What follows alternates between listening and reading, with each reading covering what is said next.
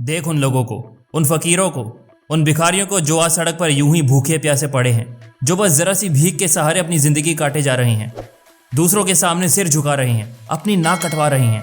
जब लोगों को ऐसे रास्ते पर पड़ा देखते हो तो सच बताना, कैसा लगता है तुम्हें? तरस आता है ना उन पर? नहीं आना चाहिए, क्योंकि यहाँ हर कोई अपनी हालात का, अपनी किस्मत का जिम्मेदार खुद है। यहाँ हर किसी के पास हाथ है अपनी कहानी खुद लिखने को, हर किसी के पास मौका है अपनी किस्मत खुद आजमाने को। समाज ने बचपन से ही तुम्हारे दिमाग में एक लिमिट सेट कर दी है, एक सीमा रेखा खींच रखी है, जिसके मुताबिक तुम कभी भी कुछ बड़ा करने से पहले कांपोगे। हर किसी के पास बेशुमार ताकत है, इतनी ताकत है कि शायद वो अंदाज़ा भी नहीं लगा पाए। इतना बल है कि वो किसी को भी हरा सकता है, किसी के साथ भी निखर जाए और कहीं पर भी चमक जाए।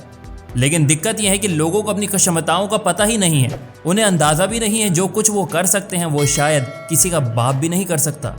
अपना वजूद इतना गिर चुका है, हिम्मत को इतना खोखला बना चुके हो कि अब तुम्हारे पास कोई और रास्ता ही नहीं है जिंदगी के साथ समझौता करने के अलावा। लेकिन क्या इस गुलामी की जिंदगी के लिए अपनी माँ के पेट से 9 महीने की जंग लड़के आए थे? क्या गुलाम बनने के लिए तुम्हारे माँ बाप ने तुम्हें पाला है, तुम्हें संभाला है? क्या नौकर बनने के लिए तुम्हें यहाँ रखा है? क्या अपने आप को बार बार नीचा गिराने के लिए इस मिट्टी ने तुम्हें बड़ा किया है?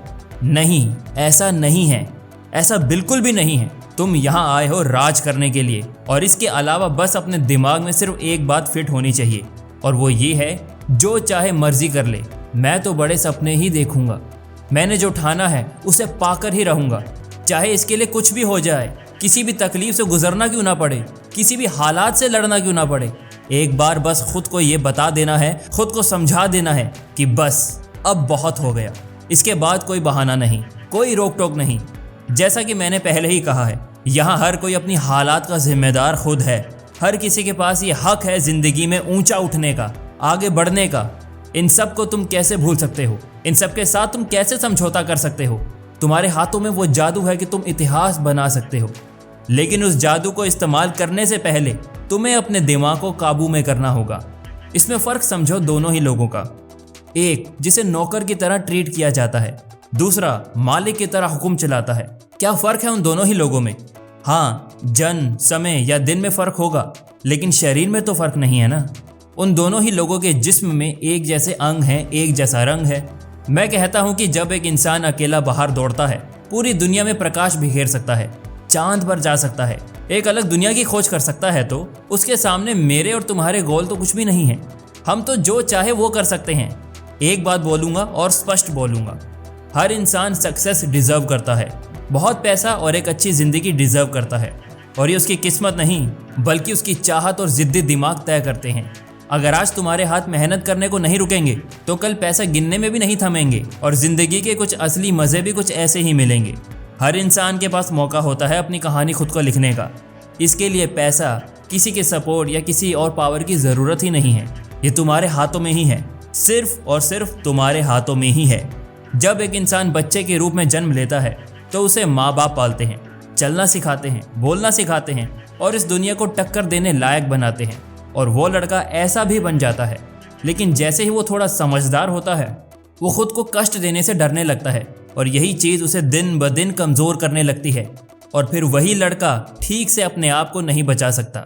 इसीलिए तुमने भी महसूस किया होगा कि बचपन में कोई आराम नहीं करना पसंद करता था। जैसे ही थोड़ी जवानी आती है, पता नहीं क्या हो जाता है, हमेशा सिर्फ और सिर्फ आराम करने का ही दिल चाहता है। देखो दोस्त, इस दुनिया में बहुत से लोग आए जिनकी कहानी तुमने सुनी भी है, शायद कुछ ने देखी भी होगी, और आगे सदियों तक यही सिलसिला चलता भी रहेगा। अगर तुम भी उन्हीं लोगों में खुद को शामिल करना चाहते हो तो सिर्फ इतना ध्यान रखो कि ऐसा करने के लिए कोई फरिश्ता आसमान से नहीं उतरेगा। ये तुम्हें और सिर्फ तुम्हें ही करना है। ज़रूरी नहीं कि हर कहानी सिर्फ जीत और अजीमों और शहंशाह की हो। बहुत से कहानियों के आखिर में जीत नहीं है, पर जो उस कहानी का हीरो है वो बंदा अमर हो जाता है। अपनी कहानी खुद लिखो और अपनी कहानी के हीरो बनो। पहली बात की गलत मत करो, और अगर गलत नहीं हो तो फिर किसी के बाप से भी मत डरो। दूसरी बात, मेहनत पागलों की तरह करो। जो बंदा मेहनत करता है, किस्मत भी उसी का साथ देती है। तीसरी बात, किसी की परवाह मत करो। जब तक किसी की परवाह करोगे, आंसू बहाते रहोगे, सोचते ही रहोगे, सिर्फ और सिर्फ दर्द में रहोगे, और किसी काम में मन भी नहीं लगेगा, कोई काम ढंग से भी नहीं कर पाओगे।